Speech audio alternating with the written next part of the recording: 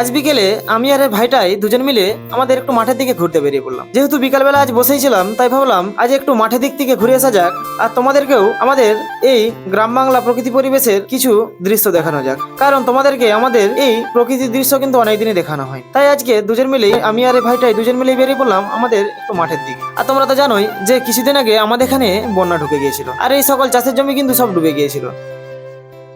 আর দেখতেই পাচ্ছ বন্যার জল কিন্তু এখনো জমি থেকে সব শুকোয়নি। আর আজকের বিকালের ওয়েদারটা কিন্তু খুব সুন্দর, অল্প অল্প মেঘলা, আর এই ভিউটা কিন্তু খুব দারুণ লাগছে। আর আজকের দেখতেই পাচ্ছ কত সুন্দর ভিউ। এই গ্রাম বাংলার মেঠো পথের রাস্তার দৃশ্য কিন্তু অপূর্ব।